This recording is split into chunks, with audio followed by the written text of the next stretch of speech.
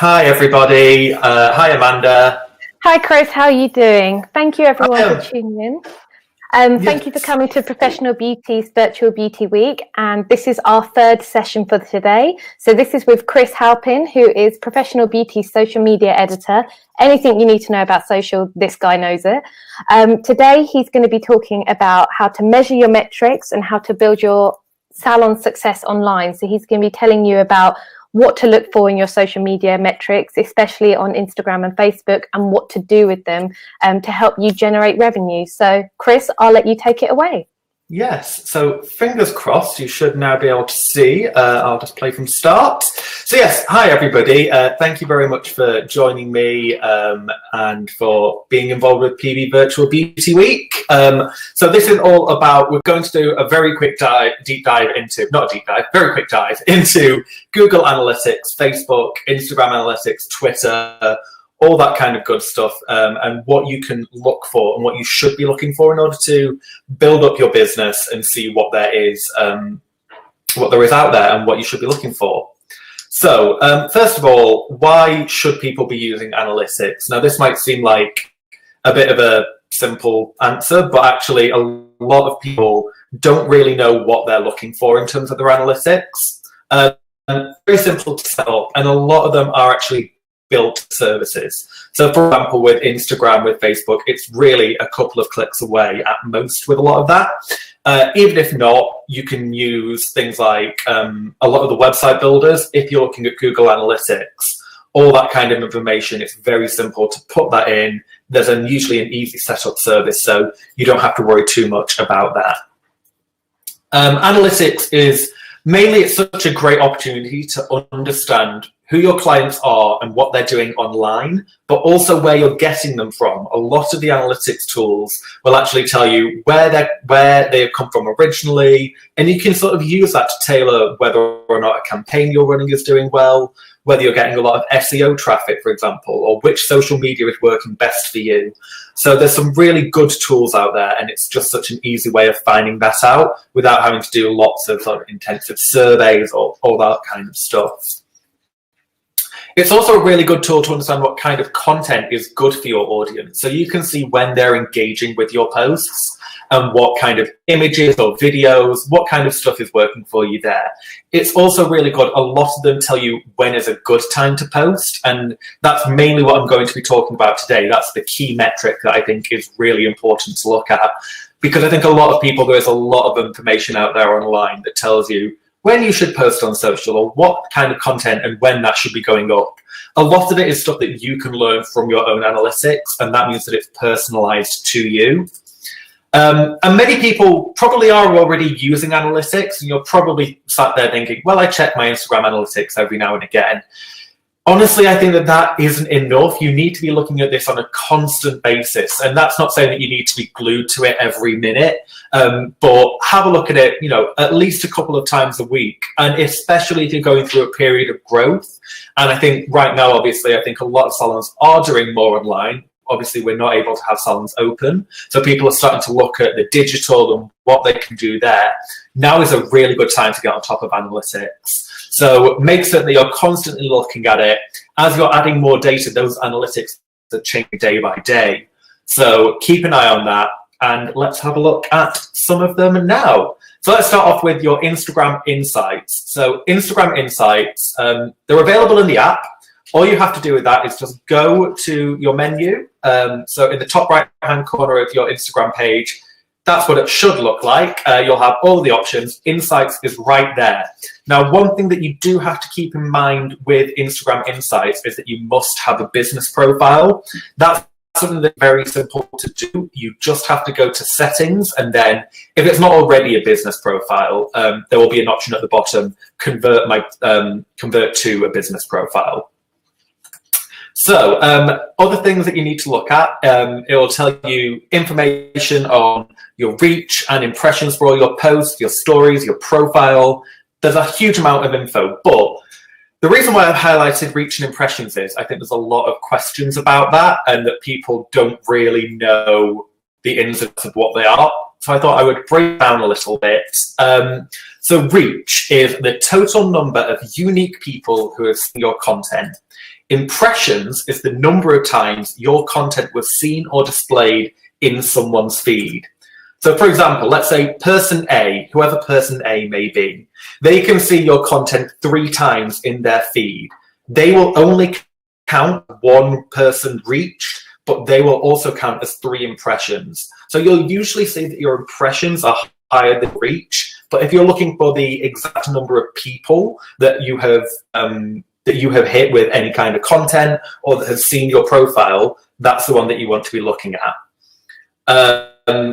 And these are available across pretty much all the platforms that we're going to be talking about today.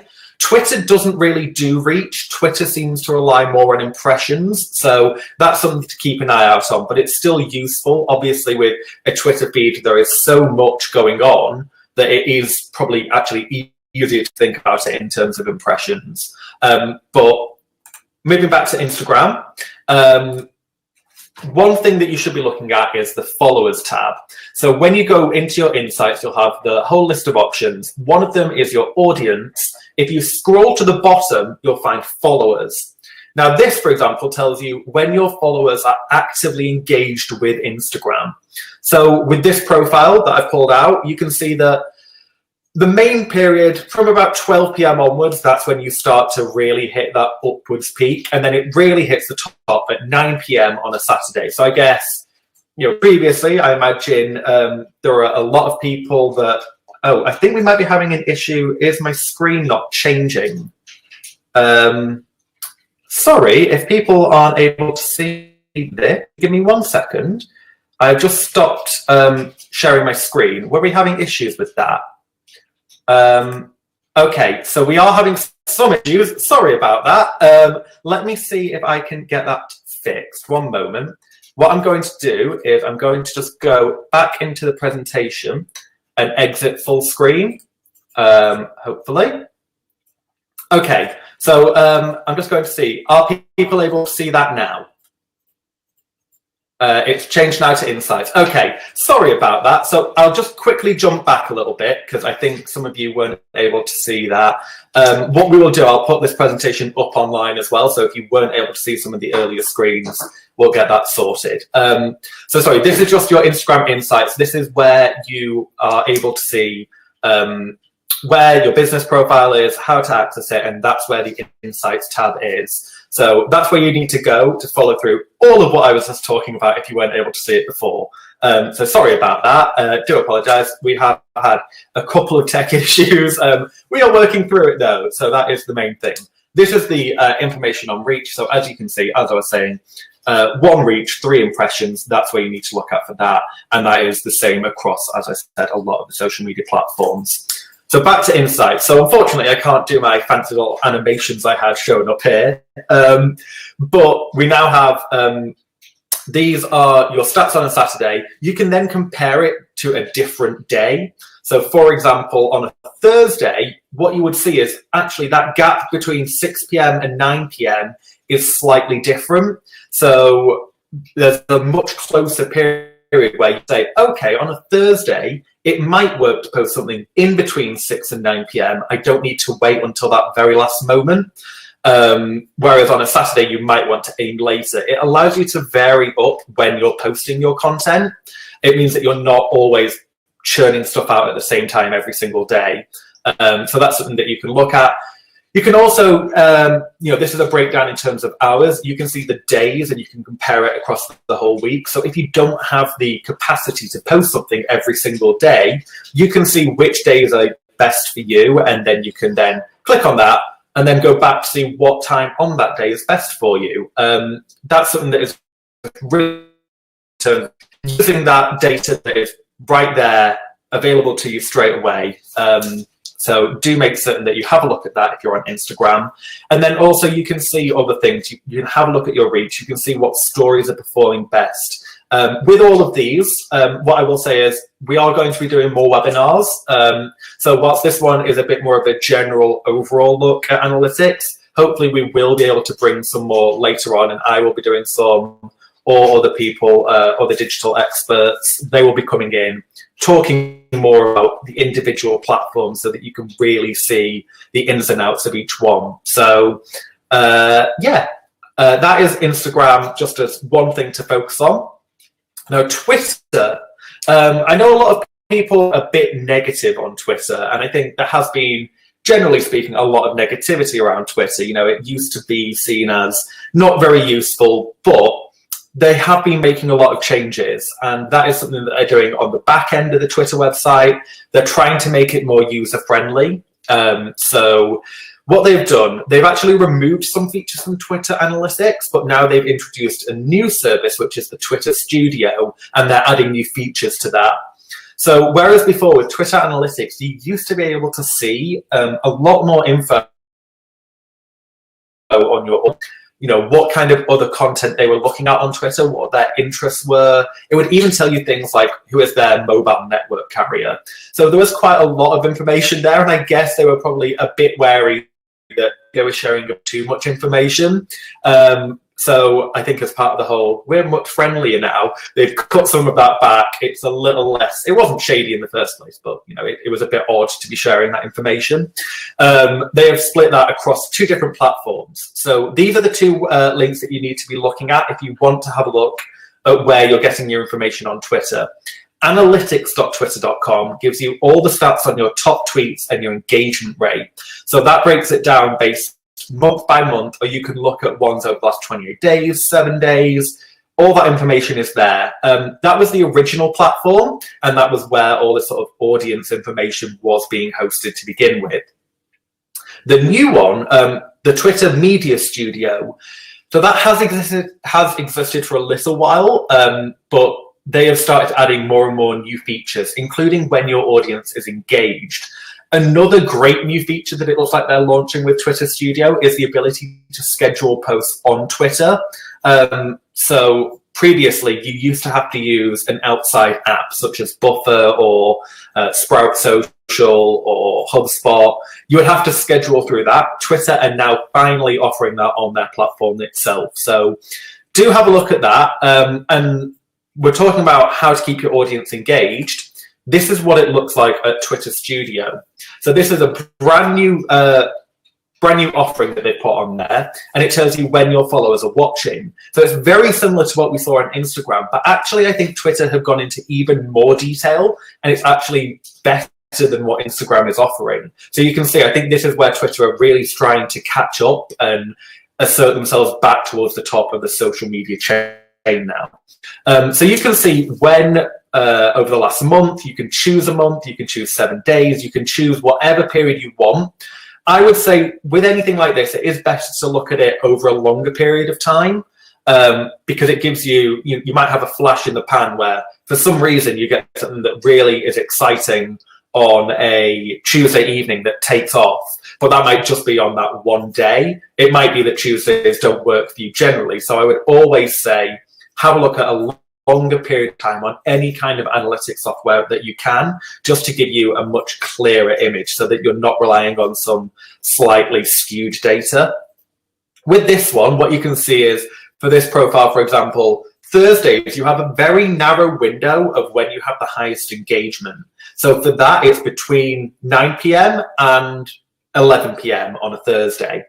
On a Sunday, for example, there's a much wider span of when you can post a tweet, so when people are engaging on Twitter. So that's something that you can look at and see, oh, okay, maybe we can put more information in across that. We don't have to rely on, only posting towards the evening. And especially, I think there is a bit of variety that has to be involved in all these things. So don't just think you only can post at these certain times. You are able to, send out a tweet if you want at 12 p.m. on a Thursday. Don't feel tied, especially if you've got something that's breaking or a new launch that you're really excited about. If you want to do an all-day kind of, tweetathon, or you've got an Instagram takeover that you want to do, don't think that you are tied to these numbers. You can experiment and just see what works. But if you're not certain about where to start, these are some of the figures that you can look at that are measurable to your personal platform. And I think there is something really to be said on that. At the top of that page, it does say timing is everything. That I do think is mainly the number one thing to be looking at. you do see a lot of these people online who are offering suggestions about when you should be posting, and they'll give you a very specific time to do that. So it might be post 2:45 p.m. every third Thursday, which doesn't work, because that's just generic. It doesn't relate to what your audience is actually doing. And across analytics, the ability to hone in and personalize what you're offering to your audience is the key thing. Facebook Insights. So moving on to these. Facebook, I would say, offers the most options for analytics and data compared with the other social media platforms, whether it be Twitter, Instagram, Pinterest, any of them. Facebook has so many options. As you can see, they're all down the left-hand side of that image. So you can see things like a general overview. You can see when your likes are coming in. You can see what actions were taken on your page. Were people sharing? Were they liking? You can have a look at individual posts. It's all there, and you can go through each of these. And what I would say is this is the time more than ever to go through and deep dive on each of one of these. So do have a look at your reach and work out, whether you've been succeeding in the first sort of 2 months of 2020 versus the first 2 months of 2019. See where your growth has been. Are you still performing well? Has it gone down? Obviously now is the time to do that, so that when salons are back open, you are able to take advantage of that, and you're really able to see what content has been working and hit people hard with that when we're back open, help generate more business. But also it's useful now just to keep that going up until that point. There is something that you should be aware about, though, with Facebook Insights, and it's something that is a little bit confusing, really. So on this post tab, and it's the same across whether you download data or whether you look at the overview, you'll see that, for example, here, it seems to suggest that at 9 p.m. on that little curve there, that there is barely anybody online who are any of the fans of that page are online. Whereas at 3 a.m., there's 32,000 of them. Now, this is a British page, so it isn't something that is that doesn't make sense. But the insights across Facebook are actually shown in the Pacific time zone, which I believe is where Facebook's headquarters is based. So they've made it so that it's convenient for them. Unfortunately for us Brits, it's not particularly convenient for us, or if you're in Europe generally. So just something to watch out for. Make certain that you're aware of that when you're looking at your data. Don't just think that suddenly you've got to be posting at 3 a.m. or doing a live at 3 a.m. in the morning. You probably won't get that much engagement if you do that. And yeah, you can also see information on videos. You can see the watch length. As I said, we will be going, hopefully in a future webinar, into a much deeper dive into all of these. We'll do them individually, so that'll be something really good. If you do have any questions about each of them as well, I will try and answer as many as we can before the end of this one. But if you do have any questions, I am manning our social media usually, so message the PV account. If you want more information, you can DM us, inbox us. I should be able to answer them as best as I can until we go live with any future webinars. Moving on to Google Analytics. Now, this is the one that I spend most of my day on, honestly. There is so much information on Google Analytics that you can glean from a website, and it's so useful. What you need for Google Analytics to set it up, it is a bit more complex. Oh, sorry, just to mention Facebook Insights, just to go back 1 second. In order to find that, you just go to your Facebook page, and at the top, there's the bar at the top. You just hit more, and then there's insights in there. Again, if you have any issues finding that, let me know, and I can hopefully show you at a later date. Sorry, just thought I would mention that because I'm sure people will be wondering how to find it. Google Analytics. So it requires a Google account and a website, obviously. There is a little bit of fiddling involved in order to get it set up on the website, so it's not as simple as Facebook and Twitter and Instagram where it's just there. Usually there are, with a lot of the website building options, so I know a lot of people have a Wix or a Squarespace website. With these, generally speaking, from what I found, I can't say it for each and every single one of them, but the ones I have used, there will be an option where you can just select and put a tracking code in. So it's very simple. They'll usually talk you through step by step, or if you just Google sort of your website builder and Google Analytics setup, it will usually come up there. If you're not able to do that, if you've got your own website, you've built it from scratch, you've got a web developer, Google Analytics does give you some pretty easy instructions. All it is, it's just a bit of tracking code that you put in the header of your website. So that information is there, and then it just runs in the background. So nobody, if you've set up for GDPR and you've got cookies enabled and people accept that cookie, that's it. That's all it needs to do. It doesn't pop up and tell them, we're watching you on Google Analytics. It's all there, and it just immediately unlocks all the data that you need about a person. So it will tell you how they came onto your website. It will give you stats about, what pages have people visited. You can see flows that go through and tell you they started on the home page, they went to this next page, that's when they dropped off. You can check your bounce rate. You can check all that information, and you can do it in real time. That's the beauty of Google Analytics. Whereas with things like Twitter Studio or Facebook, that generally tends to be a bit of a delay to get that. If you post something on your website and you've got a new offer that you've put on your website and you've linked to it through your social media and you've put maybe a Google advert out, you can go onto Google Analytics and you can see real time whether or not that is working for you and where that traffic is coming. And obviously you can look back in the past. So if you've had it running for 3 years on your website, for example, you can compare what you've done over the last 365 days to the 365 before that. It's completely up to you how you want to use it. But there's so much information there. And then what I thought I would show, the one that is the one that I use the most. Oh, I think I may have frozen. Sorry, there we go. Back to, this is where your audience is.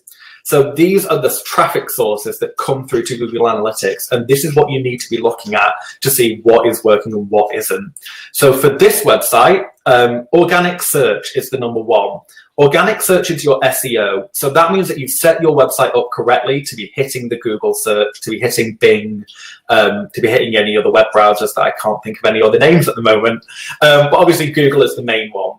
Organic search, what it used to do was that it would tell you exactly what keywords people were typing in. A while back, Google changed that. It just kind of tells you what platform they came from now.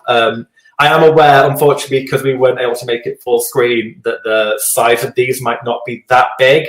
But like I said, again, we will try and get this out on some kind of platform so that you can read. Or if you want the slides, please do DM us or message us and we'll get that sent over to you. So that's organic search. Email, that means that you're doing an email campaign. People are clicking through to your website to see how they're, what links they're going to, what landing pages. Social, pretty obvious social media. You can see which one is working best through that. Referral. Now, this one is a bit of a tricky one. Referral means that if your link is put on another person's website, so if you are, let's say I was hosting a website and I told somebody, go to Spotify, listen to this album. If Spotify had analytics set up on their website, they would see that was referred by my website. Similarly, you can see, if you've got a really good article that lots of other beauty salons have shared, you'll be able to see which one is giving you the most traffic. And I think referral traffic is something people don't look at enough. One thing about that is that you can really start to foster relationships with other websites through that. So you can say, you've shared that. Would you be interested in going and looking at this other piece of content? Would you share my other piece of content? Keep on talking to these people, reach out to them. It can be quite mutually beneficial if you do that. Direct traffic, that's number 5. That is where people have directly typed in your link. So usually that will be through to your homepage. They'll just type in, for example, for professional beauty, they would just do professionalbeauty.co.uk and that would turn into a direct link. If it was Forest's website, they would type in Forest. If it was Salon Services, Elemis, the list goes on. Other traffic is a bit of a tricky one. Other traffic tends to be something that Google can't classify. It doesn't seem to understand where it came from. It can also be if you've put too many tracking links into your link, though. So usually that will happen with people where they've put a link somewhere. They want to see whether or not it got that kind of it got traction. So you might. It's a bit hard to explain. Sorry about that. It's just a bit of a tricky one.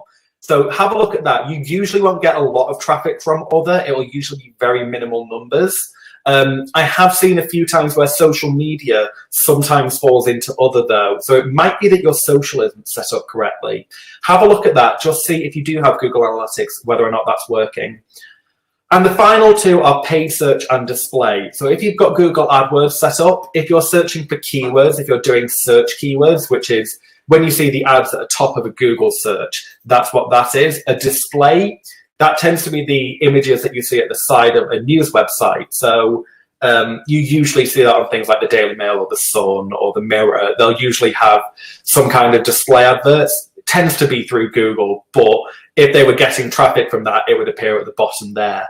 So, like I said, I'll be going through each of these at a later date. I do apologise that the screen size has been a bit of a faff throughout this. But if you do have any questions, I know that we do have some in the chat, I believe. But otherwise, thank you very much for dealing with the screen size and the issue. I hope you learned something at least for this. And like I said, we will be going through each of them a bit closer in the future.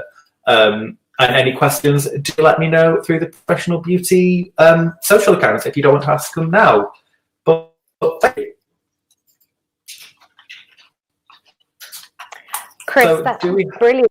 Thank you so much. It was such a brilliant and insightful talk. And I think we've had tons of questions come through from beauty business owners who are looking for your help and advice. So I might just start running through if that's okay.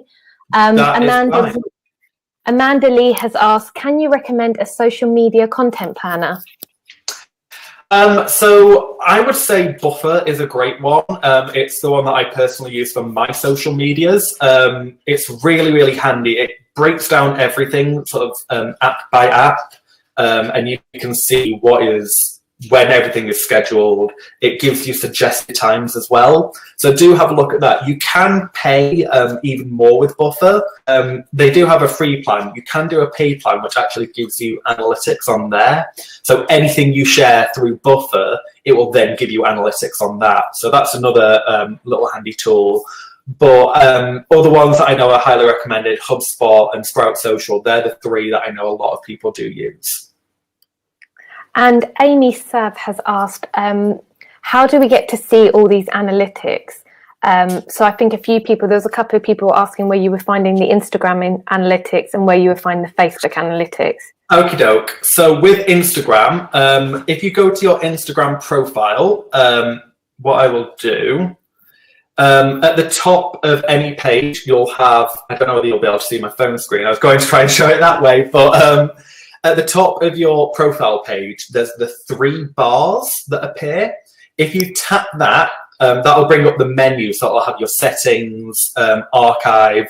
One of those is insights. If you tap that, that should bring up. The only thing people need to be aware of, you do need a business profile for that. So if you don't have a business profile, go into your settings and then set them up that way. With Facebook, it's very much the same thing. You go to your business page. At the top, you'll have your inbox, your page, messages, all that kind of stuff. At the top, there's also a button. It should say more, or it might say insights if it's just automatically there on your page. If you click that, if you click the more, there'll be an insights button there. So have a look there. Hopefully, if you do have any other issues, like I said, do DM us or let us know, and I might be able to show us some screenshots then. We have a question from Chloe who has asked, do you think the peak times for our clients to be on social media will change during the current coronavirus situation with more people being at home? Definitely. I think that is something, like I said, it's why you need to be checking it constantly. I think people do look at it and then just assume that that's going to be consistent. Right now is the time that you need to be looking at it more than ever, because there are going to be people online at times of the day. Those numbers are going to go up and down, up and down. So do keep checking them, particularly Instagram. It's a nice visual one, I think, that one. So do have a look at that. And yeah, like I said, the only thing to be aware of with Facebook, it does show them in Pacific time for whatever reason. I have a question for you as well, Chris. Okay. What type of content do you think would work for beauty businesses to post at the moment to boost engagement? Like, should they be using the tools like the polls and stuff? Yeah, definitely. So particularly with Instagram, anything that you can do that's interactive, especially if you're doing them in your stories, that's really good because it automatically gets that engagement up. It sees that people are using them. So it will start recommending your story higher up the order. It's all playing the algorithms. I know a lot of people have been doing video. I mean, we're doing our virtual week. I know a lot of people are doing live video. It's the one thing that I always say, if you've been to any of my talks at a PB show before, just bite the bullet and do some video. It's honestly a lot more enjoyable than some people think. I think a lot of people get nervous with it.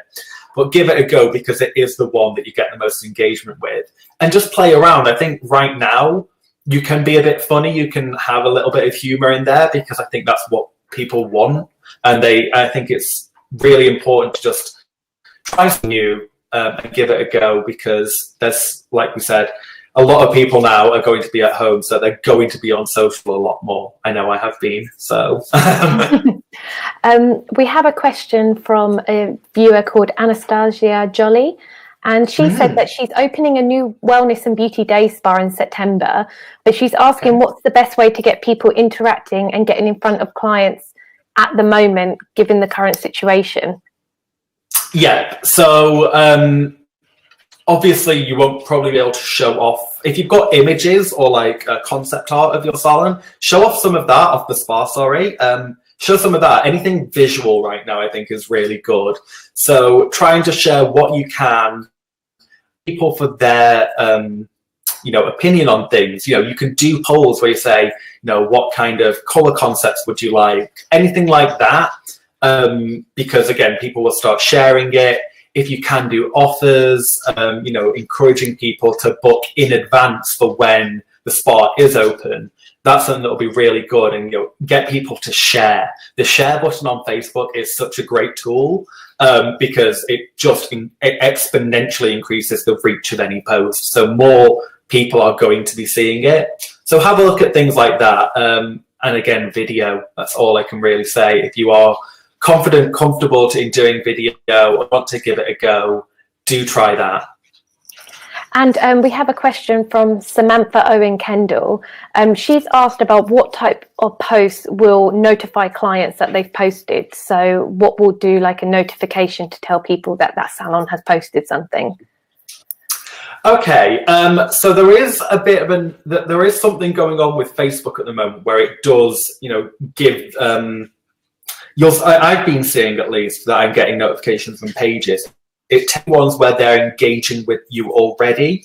So you need to be looking at things and ways that you can get them to engage to begin with, and they'll become, you might have seen a lot of pages that have top fans. I think it's these kind of people where Facebook is reaching out and saying, hey, did you know that they've posted something? The other thing that you can do, if you are doing videos, if you're putting them on YouTube, make certain that you're telling people to hit this notification bell. It's the big one that everybody, if you watch any YouTube video, the YouTuber these days are telling you, make certain you subscribe, make sure certain you hit the notification bell. That's the one. Twitter as well. You need the engagement, because a lot of people are stuck on the top tweets timeline, where it's recommending popular tweets since they last logged in first. So you need to be kind of building up a good kind of engagement to begin with, so that you'll appear there more regularly. And Isabella Miala has asked a question. She said, I work in a hotel spa. do you think we should keep posting stuff? I mean, like treatment pictures, having stories and all this, or do you think we should wait until we reopen the hotel? So if you've got a good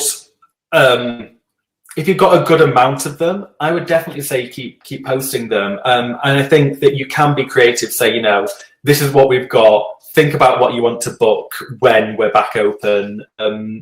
I don't think that we can put everything on hold. And I think that if you do have the content to mix in with that, then I would say, keep a mix going. But I would definitely say do it. I know a lot of, on Instagram, for example, I'm seeing a lot of the nail artists are doing demos on themselves. And that's great because, you know, it's still keeping you, it's making certain that people still know you're there and that you will be there when we're back open. I think that there may have been sort of towards the beginning of last week when obviously there was a lot of confusion and people weren't certain what was open, what wasn't. I think that might have been a time when maybe it wasn't the best time to put it because there was so much going on. But now I think that things have calmed down. We need to sort of have a bit of normality at this time. So I think having your usual content there is also nice. And obviously the platforms change so much, their algorithms and how much they recommend that you should post. At the moment, given the coronavirus situation with people being at home, how often do you recommend that beauty businesses should be posting on Instagram, Facebook and Twitter? So it's difficult to say because obviously we are still so new into this. Generally, I would say keep trying to post at least once a day on each platform, but I know that you're going to start having issues with content. You know, people won't be able to put the same things up as they were. So what I would say is you can start reducing them a little bit. Maybe just look at what the best times are for your business using the analytics though. So if you are only able to do it once every other day, you know, that is okay, but just look at what is the peak time for you on those days.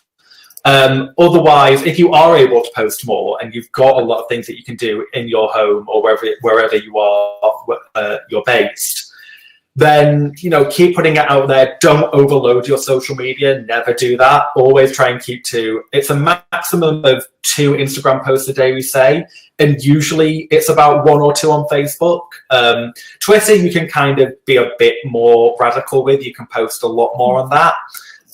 But just make certain you're not spamming it.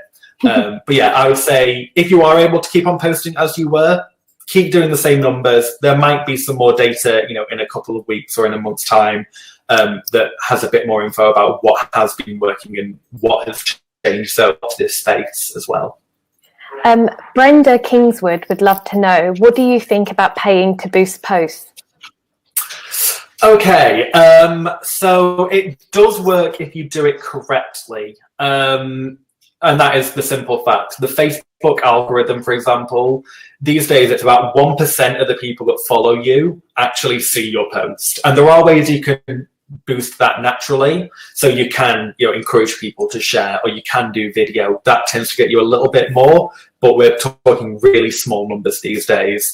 If you are going to boost a post, just be aware that it's not going to work every single time and that there might be times where it doesn't. And that does put people off. And I understand there is a financial outlay, and I know a lot of people are concerned about finances at a time like this. Just think about what you're doing and think about what audience you're targeting. You can tell it, if you're on Facebook, you can be very specific about who it targets and what it reaches. So I would always make certain that if you don't want to just hit everybody, choose people that like your page already, and you already know that they know what your business is. You're just helping people that want to see your post to see it. Start with smaller budgets. Don't go all in with £100 on one post because it might not necessarily work. But yeah, I would say keep trying, but just be very specific about what you're doing. I think there may be an article that I wrote on the PB website about Facebook. So I definitely have one in one of my social surgery columns. So if you have back issues, it will be there. It is available on Issue. Yeah, a bit of self-promo. Yeah, we'll dig that out and we'll put that online for you guys to have a look. And Chris, one last question from Heather is she would love to know how to get local followers for her profile and how can she turn them into clients at the moment? Okay, so one thing that I think a lot of people don't pay attention to is the local groups options that are on Facebook. So obviously with Facebook, you can see sort of like your marketplace, but have a look at other, groups that are around that or pages, and maybe don't spam. Obviously, a lot of these things will be like, don't post about business, but you can sort of mention that you have a business link to your page, maybe. Play around and see what you can do, but have a look, do some research about what people are talking on in that area. If people are asking, go on Google. Another great tool, actually, and it's one that I don't see a lot of people talk about, is Reddit. So a lot of local places in the UK have local subreddits, they're called. Sorry, Chris, we just lost your signal a bit there. Chris, oh, sorry, your signal's just gone a little bit. You couldn't just repeat that last bit about the place that you said is another good place to look? Yeah, can you hear me now? Yeah, I can hear you now. A little bit blurry, but can hear you. Okay, so Reddit is another one. So that is, it's an online sort of like newsletter board, I guess you would call it. And there are lots of local groups that you can join, pages. It's not one that I would immediately recommend. I would definitely say look at your Facebook first. If you are struggling for ideas, have a look on there. You can post on there. In terms of clients, when we're back open, think about what offers you can encourage people to buy gift cards, show off what kind of treatments and what kind of great service you want. I think the main thing is personality. So show off what your personality is, because people who don't know who you are will definitely want to have that kind of idea about, this is how I'm going in, this is how I'm going to see when I go in there. So it kind of puts them at ease. It encourages people to try something new because they feel a bit more safe, I guess, when you know somebody's personality beforehand. Chris, that was absolutely brilliant. That's all we have time for on the question front. But if you do have any more questions for Chris, please do contact us via one of our social media channels and we will make sure to come back to you. But otherwise, thank you so much for your time, Chris. I know everyone's really enjoyed it and we've all learned a lot. I always learn something new from when you do your talks. So thank you so much, and hopefully we'll see you on here again soon. Yes, thank you, everybody. Bye. See you later. Bye. Bye.